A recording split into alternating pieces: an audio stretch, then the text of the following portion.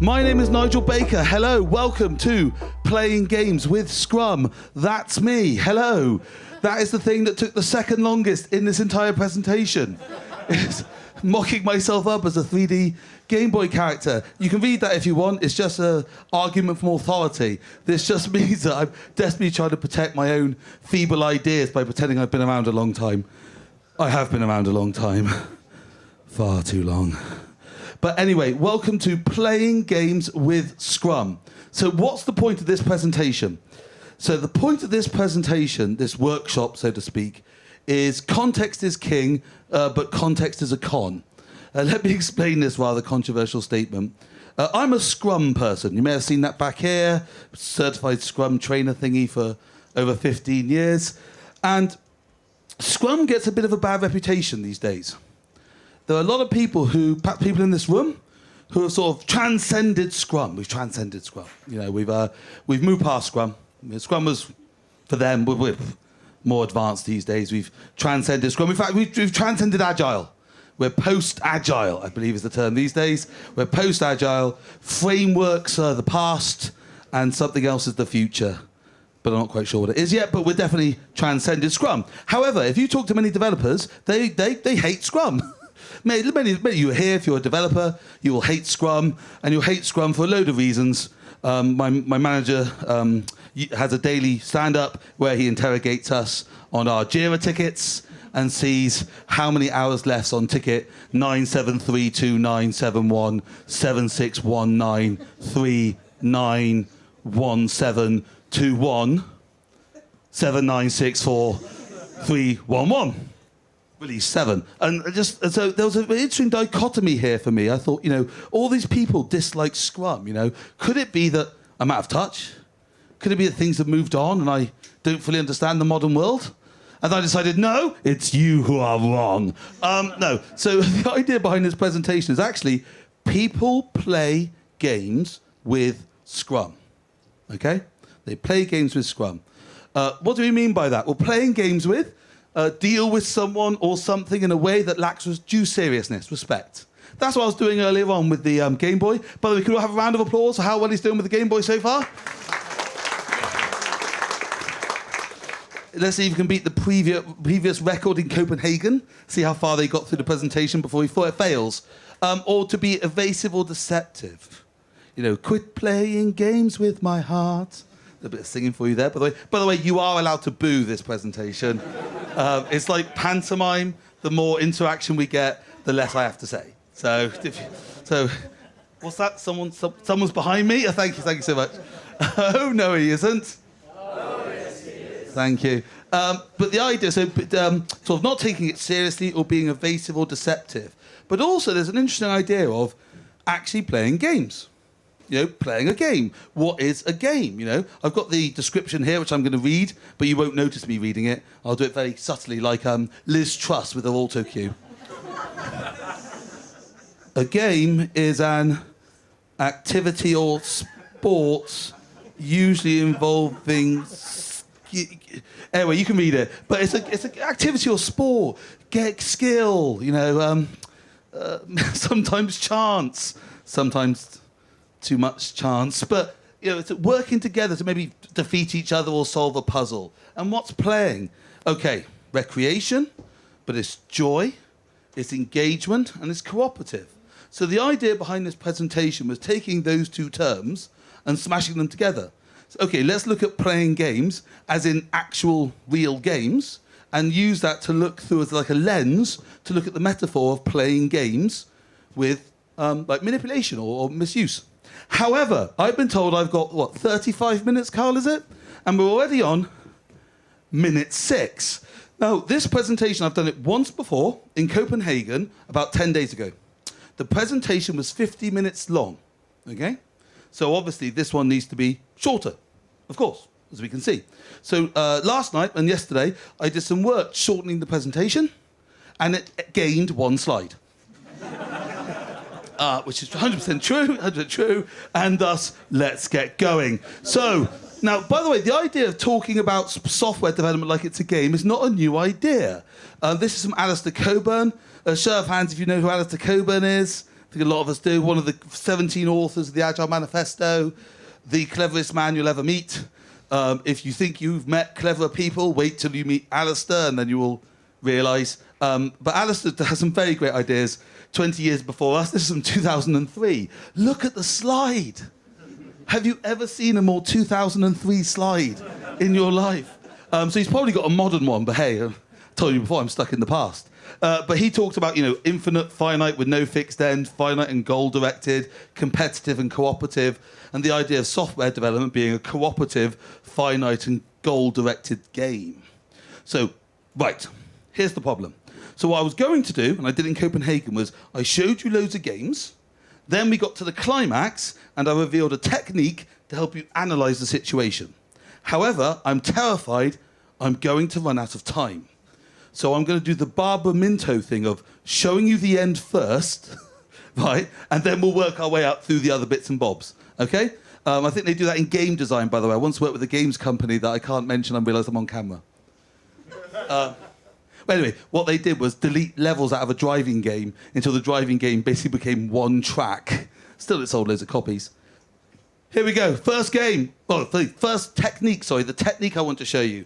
What people often get wrong is the difference between different and wrong, okay? What people often get wrong is the difference between different and wrong. So if we're going to go back in time for a little bit, okay, I think, yes, a long time ago to a galaxy far, far away, around 2009, when there was only one Scrum organisation and not a million, back in 2009, us certified Scrum trainers were having an argument, an argument about Scrum, which is not unusual. It was going all over the place. It was ranging all the way around, project management and release planning and all over the place, right?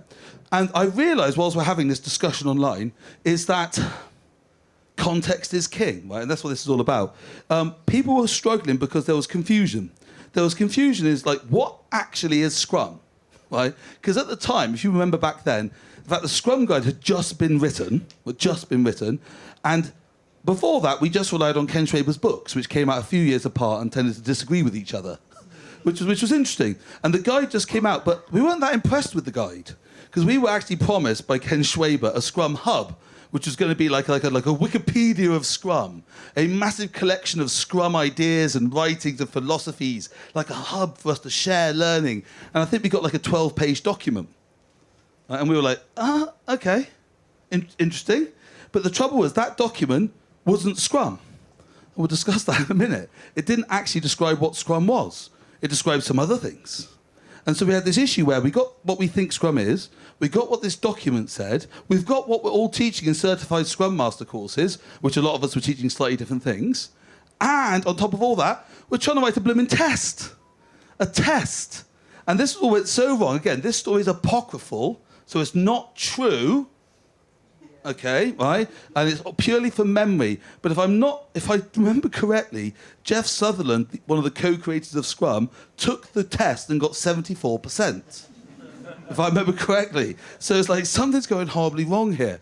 And so at the moment, I thought, what needs to be added to this situation? And I decided trolling. So I've got a reputation for being a bit of the jester who tweaks the nose of my fellow trainers, and I decided to give a good old nose tweak, and I invented something. But the joke's on me, because the joke I invented turned out to be something useful, annoyingly, and of all the things I've done in my career, it's possibly the thing that I will be semi-remembered for, which is even worse, because, ladies and gentlemen, it's something called the Nigel scale.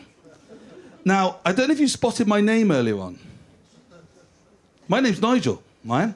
So I am literally a man who named a scale after himself. Now, I will say now, it was not an act of ego. It was not an act of ego. It was a joke. I don't know if any of you remember at the time, but there was something called the Nokia test. I don't know if anyone remembers back into the deep lore of Agile. But this was something Nokia Networks invented to try and sort of assess their agility. And everyone went cool, an agility assessment. And then tried it and went, oh no. Oh no, oh no, oh no, we're just assessing if they're having stand-ups. Oh no. But it was a starter, so I mocked that. I went, hey, Nigel Nokia, test scale, the Nigel scale. Thank you. Now, if I could go back in time, I would shoot myself. But if I didn't do that, I would go back in time and change the name of it because the name isn't great. But I'll show you the Nigel scale now. Remember, it's my scale, not your scale. So if you feel you'll need to put your name on it, don't. Or if you do, pay me money and I'll be fine with it. Here's a Nigel scale. Nigel scale 1. There are things that I used to say they're scrum, but what they are, there is things that are core, fundamental. If you bend these things, everything breaks. So I'll give an example outside of our world. You're a surgeon, right? You wash your hands before surgery. This is not a choice. This is not an option. You don't get to say, well, actually, I don't believe in viruses and bacteria. I believe they were invented by Big Pharma as a way to suppress our freedoms. Shut up. Or actually, bacteria is good for you. I don't know if you know this. Bacteria is good for you. You've got bacteria in your digestive transit. And so what I do before every operation is I dip my hands in cow manure to get the bacteria under my fingernails so that I can introduce it to your body as I'm removing your spleen. Shut up. Shut up, right? You can have your own opinions. You cannot have your own facts. That's not how reality works. A little bit of politics, ladies and gentlemen. Liz Truss, you know? I'm not going to say what my politics are, but I would just say when fantasy hits reality, reality is hard and fantasy is bouncy. And so this is an issue for a lot of us. People are like, hey, I have an opinion. Yeah, I'm great, I'm sure you do. But there are certain unalienable facts in our world that we've got to make sure are in place. But unfortunately, for all you agile coaches out there, that is a very tiny, tiny, tiny, tiny, tiny part of what we do. Most of what we do is that. Nigel scale 2. Nigel scale 2, second part of the framework. Scrum stuff, well, I used to call it stuff that Scrum doesn't officially care about, but these days it's the magical world of good practice. If you know the weird and wonderful world of Dave Snowden and his Cynefin, the idea there's no universally applicable practices. Instead, there are good practices that work in certain contexts, and you have to use your previous experience to coach organizations to self-organize their own answers to their own complex problems. That's a lot harder than buying a recipe book. So a lot of our life is here. And then, can anyone guess what the third part of the Nigel scale is? Nigel scale... Ah, you've done this before. Nigel scale 3, there we go. Not agile. Anti-patterns, bad. There's stuff that is bad. Again, never say never. Maybe you're the company that can make it work. But that maybe is doing a lot of heavy lifting in that sentence. You know, you'll probably find there's a big pile of bodies out back of companies who thought they could make that work. And you could maybe, hey man, we're gonna, or maybe not. And so what we find straight away is people have problems distinguishing these three aspects in their workplace. In my world, specifically in Scrum. Specifically in Scrum. So let's have a pop quiz. Let's have a pop quiz. Okay, so a quick question for you. User stories. User stories. The story of a user. User stories. Nigel scale 1, 2, or 3. Shout it out now. 1, 2, or 3. Core, good or bad. User stories. Go. 2. Yeah, not part of Scrum, are they? Oh, actually, very clever. Okay. I got no product backlogs. Product backlogs. Not 1, 2, or 3. Oh, for this. Carl didn't answer that. Thank you, Carl. We'll get to your stuff in a minute. Daily stand-ups. 1, 2, or 3. Oh, yeah. You could. But it's interesting, isn't it? Because why isn't a daily stand-up actually not core? What do you not have to do in a daily stand-up? What can you do in a daily stand-up? Oh, thanks. Oh, it's a lot easier from here. So you can see there's a lot of Scrum is not Scrum, right? Story points. 1, 2, or 3? 3. Thank you. But actually, we haven't got time in this presentation, but if you want to talk afterwards, I've really been expanding this up and doing it over time. So actually looking at actual practices over time, because what you probably realise straight away is good practices decay, practices mature, and no one's talking about that. And so I've done a lot of work, and you'll see how much work at the end of this bloody presentation. I've done a lot of work trying to look into that and put some material out there on the fact that stories, probably bad. But in some situations, story points may be good. But it's understanding those situations. And this idea of good, bad, villain, hero, like my framework over your framework, my guru over your guru, is something that's just not constructive. Not because of human reasons, just because of reality, what we're doing. So, where am I going now? Right. Oh, yes, now let's get into the game analogy bit. So, right, here we go. Yes, I've got enough time, plenty of time for this. Anyone played this game? I believe it's called Monopoly. Show of hands for playing Monopoly? Okay. Who here enjoys Monopoly? Yeah, a lot less of us. Right, okay. So, I got to day 6 of Monopoly. Day 6. With myself, my wife, and my 2 young daughters. And on day 6, we gave up. Which I guess shows you some massive flaw in the fundamental model of capitalism and property abuse by the upper classes against the lower classes. Ha, bit of politics. But I hope you know that actually is Monopoly. You do know Monopoly was called the landlord game. It was invented as a way to demonstrate sort of the evils of property ownership and capitalism, which is quite interesting. But I digress. What happens when you land on free parking? Money in the middle!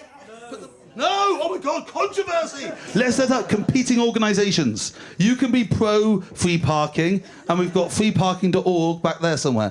Thank you.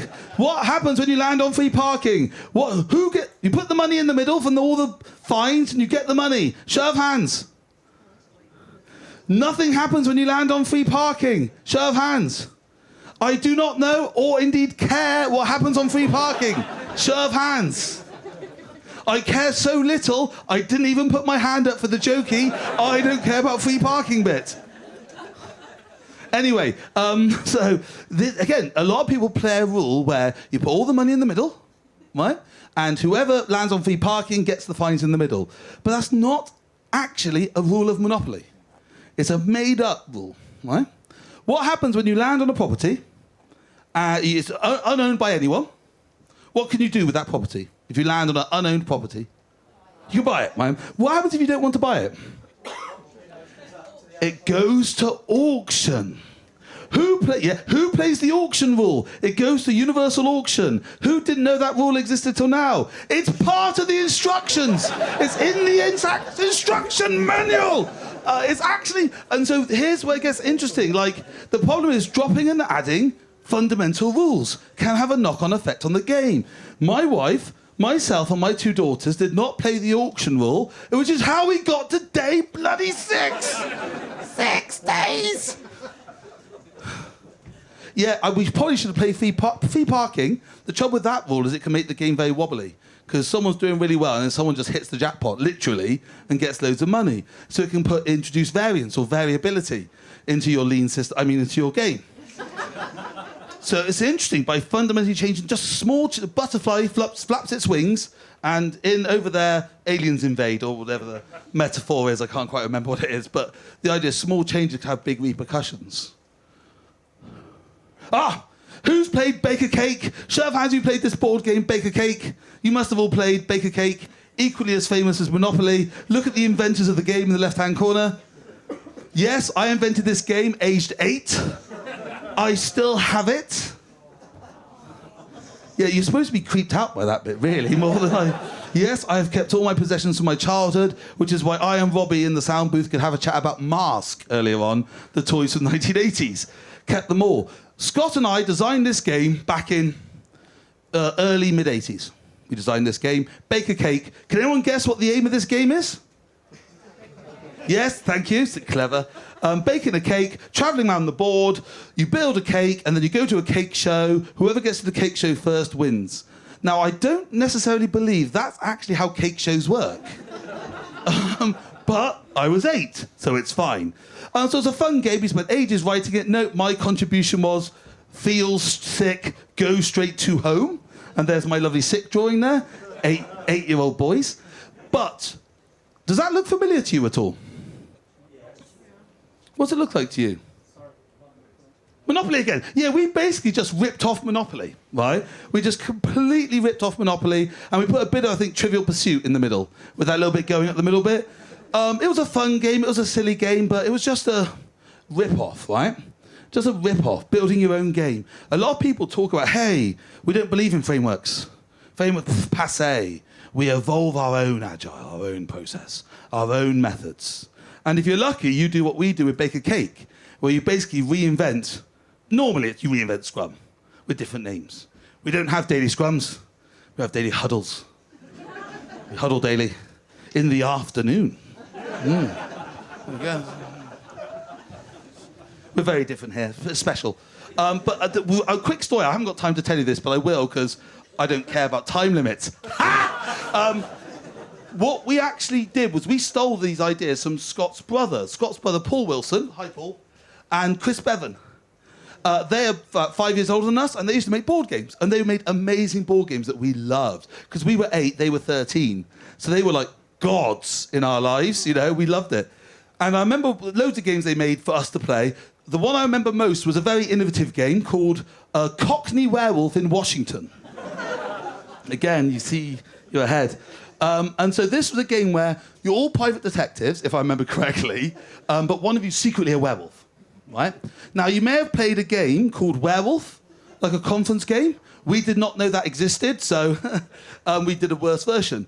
And so what it is, you're going around a board, the werewolf has to kill people. So they spent a lot of time designing these fancy little pool things, you know, little paper you pull in it, like little houses. And there'll be a picture of domesticity, a picture of home life in there. And then if the werewolf goes in, they pull the thing and they kill them. And all heads cut off and blood all over the kitchen. And of course, 8-year-old boys, we loved it. So this is amazing, right? So they built this game. The werewolf's got to kill 3 people and escape. The private detectives have got to work out which one of them is the werewolf. We spent weeks building it. First time we built it, played it, there was a fundamental problem with the game, which is, why would you ever go in a house if you're actually a private detective? Because only a werewolf would go in the house to kill someone. Everyone else would just stand outside.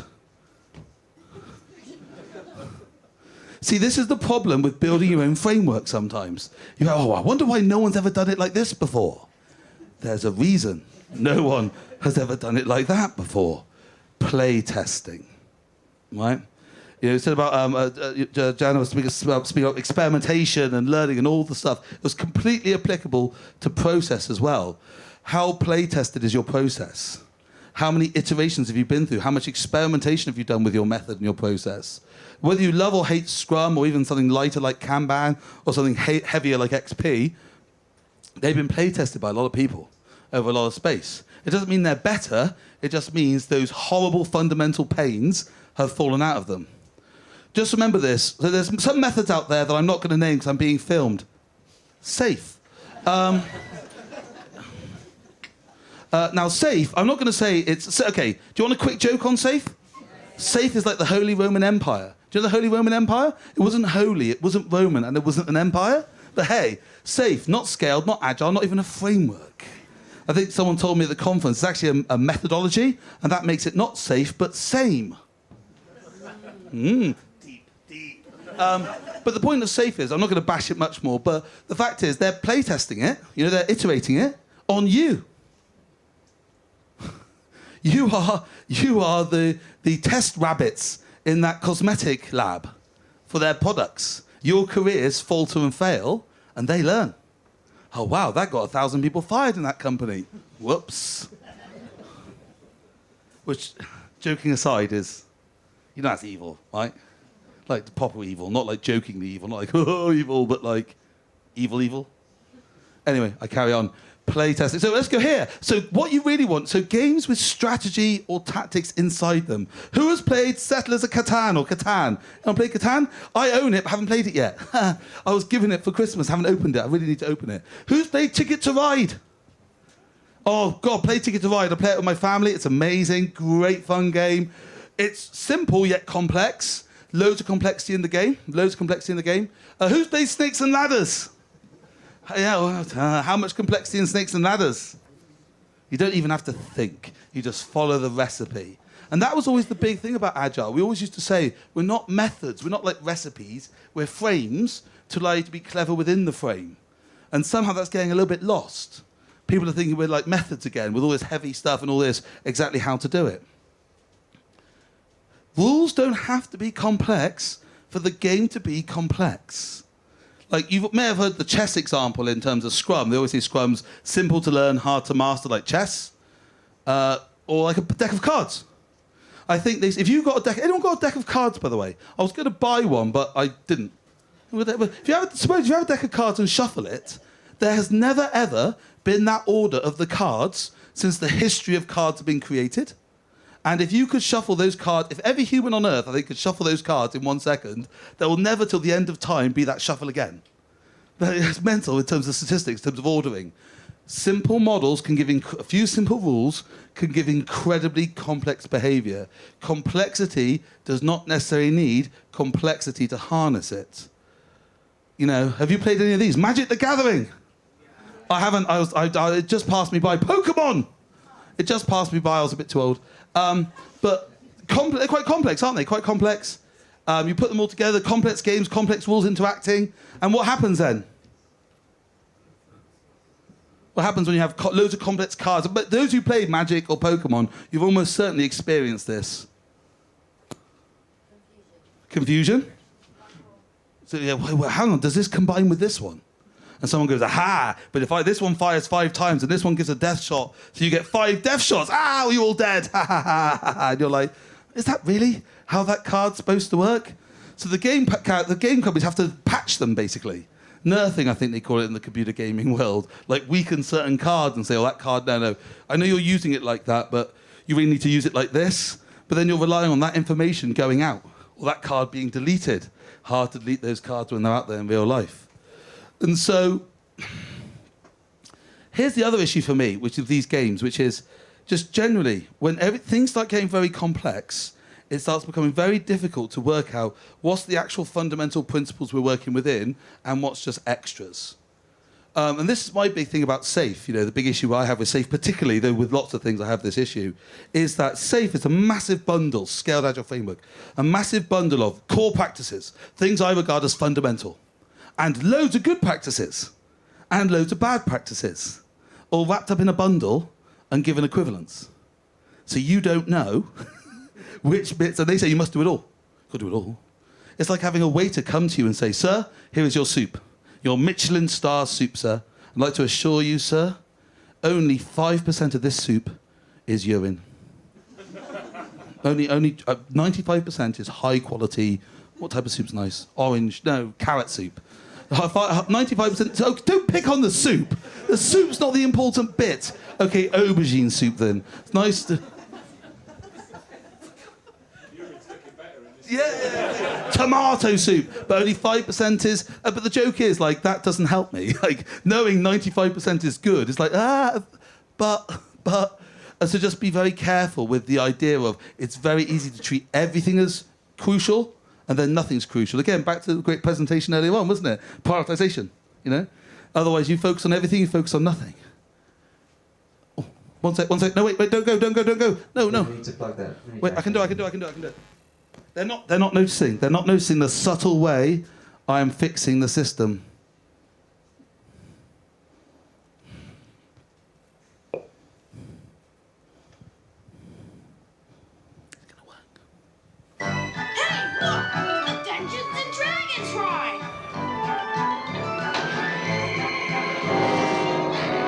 Wow, neat! Give me a break. Great. I don't like this! What's happening? Where are we? Look out! Fear not, ranger, barbarian, magician, thief, cavalier, and acrobat.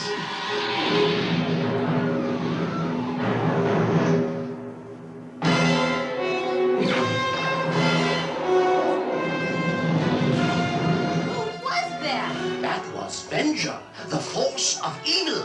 I am Dungeon Master, your guide in the realm of Dungeons and Dragons. Thank you so much. Stuff Myers-Briggs, I think you'd be better off doing complete nonsense and fake. I think you'd be better off doing Dungeons and Dragons characters. Which one do you identify with? Mine's Eric, unfortunately. Okay, who's played Dungeons and Dragons here? I got 5 minutes, let's wrap this up. Warhammer. Anyone play any Warhammer? I was a huge Warhammer aficionado. We'll talk about it later. Blood for the Blood God, Skulls for the Skull Throne. But the idea is these games are genuinely cooperative games, right? Especially Dungeons and Dragons, a generally cooperative game, a game of creativity, a very open-ended game with a few key rules that can allow great exploration. So what do you need to make Dungeons and Dragons really work? Probably a dungeon master. Dungeon master's not supposed to be a referee, really. That's bad dungeon mastering. They're not supposed to be authoritarian. They're supposed to be like a catalyst to help create a world with you and go together collectively on a great user experience. Scrum mastery. I don't care what you call your scrum masters, but there needs to be someone in the experience who cares about the spirit of the game, how the game is played. I'm running out of time, but when I used to play Warhammer Fantasy Battle, which I did, I played for, I'm going to claim 5 years. It was 9, but that spreads off into my late teens, and I'm embarrassed to admit that. But I never lost a game, ever. 100% win record, right? And it was horribly stressful because you can't lose then. And I was always trying to come up with clever plans and clever tricks and clever ideas to beat people. And I didn't enjoy it because I was too busy being clever and trying to win. And I think sometimes the important thing is not so much the method, but the attitude. Playing the game with the right spirit. My friends always played the game with the right spirit, had a great time and lost. And I was there going, but actually they were the ones who had the better life out of it. So in terms of what I'm trying to say here is just spirit of the game is crucial. A lot of methods don't even work without the spirit of the game. And when people are playing games with Scrum, they're just playing it without the right spirit. It's not Scrum that's the problem. They'll take your idea and play it without the right spirit. Scrum's just the one getting it now. But it'll be something else again, something else again. Just be careful, because we're supposed to be the people who bring that spirit to the game. And it's really important to do that, I feel. Right. Oh, yes, quickly. 3 minutes left. Let's do some quick ones. I couldn't fit into the gaming metaphors, so I've stuck them at the end in a half-assed attempt. A lot of us do homeopathic agility. You know that? When you water it down to make it stronger? Hey, we'll have treating fundamentals as nice to have. I just want to give you a quick tip here. I'm not a doctor, but generally, I'm a diabetic, right? So I take insulin. If I take less insulin, my diabetes isn't better. It's worse. I get ill, So I'm a big believer in taking the right doses. Okay, here's a 40k reference. Anyone do Warhammer 40,000 out there? Space Marines, again, blood for the blood god, skulls for the skull throne. But people, and I see this a lot actually in the Scrum community, people treating optional things like their laws, story points, velocity. We said before, burn down charts. All these things that aren't they're nice to have in certain situations, being applied everywhere like law. And you end up exactly what was spoken about in the first session, which is like delivery methods in discovery space. And so Scrum can work in both spaces, but those types of things don't travel with it well. And then you get things like copy and paste agility, which some of you may have, where someone does something well, they emerge, they evolve. That's brilliant. Let's now clone that across all the other teams. And all the other teams have a bad experience. But yours is great, so that's fine. Zealotry. I had this just this weekend in Lisbon in the Scrum gathering. Someone saying, why would we be interested in anything but Scrum? Scrum is the answer. What's the question? Just Scrum and you will discover methods. Now, I think they've got a phrase for that, which is literally reinventing the wheel. Literally. And so just remember, things like frames, they're like trellises in your garden, right? I have a lovely trellis in my garden, but guess what the trellis is there for? The big wooden frame thing. What's it there for? Yeah, support for plants. If I just had my garden filled full of trellises, it would look like, oh, wow, that's nice and barren. The trellis is the enabler. It's not the answer. And so, again, it's understanding that. Let's do these last ones quickly. Oh, rule breaking. I once did a presentation in Dublin on Halloween where I played the devil giving agile coaching advice. I call myself Louis Cypher to be slightly subtle about it. It started off as bad advice and got gradually worse, till at the end, the slides were bleeding, right? Some people in that presentation did not understand it was a joke till halfway through. So they're taking notes. I'm saying, hey, the Tucci and Anaka's new product development game, they talk about modern leadership being subtle control, control through love. So as a facilitator, if someone makes a decision you don't like, just give a subtle sign of disagreement, like maybe purse your lips. Or maybe if you like what they say, maybe give a slight nod to show that they've made the right choice. Because after all, self-organisation is so 1990s. Don't do that. That was the devil. It's evil. We're seeing a lot. So if you believe in nothing, you'll believe in everything. People treating sort of fundamental, cool, agile principles like they've transcended them. We don't do self-organisation here anymore. So if you want to read these, I'm going to put these slides up. The fact they're already up on my blog. I'll put a link out later so you can download them. That's a resume of what we've just spoken about. Ta-da! It was all planned. Most of it was planned. I'll get in the photo if you want. No. And finally, if you would like to learn more about the Nigel scale, I have got a blog. One of the latest blog posts on the Nigel scale is on there. It's 11,000 words. So I got the feedback in Copenhagen that this session was too lightweight. 11,000 words. That's not a blog post. That's like a rant from a supervillain. You know, so if you want to go find out more about how I use it on scaling frameworks, I think even in terms of Kanban, I haven't done it, but it'll be interesting to have that conversation. It's how the lean movement's picking up a lot of excess. How we get back to basics may be interesting in that movement. And have a look at some videos online. If you want to watch this again, if you want to get the video, you wouldn't. But if you did, there's me talking about this stuff on YouTube, but tightly edited, so obviously slightly better. And interestingly, thinner. Because obviously in lockdown, the one thing I gained was not process or product, but it was weight.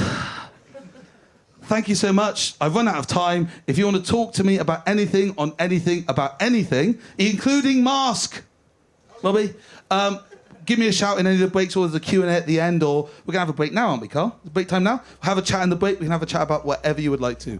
Thank you for listening. I'm sorry I've held up your break. Have a lovely rest of the day.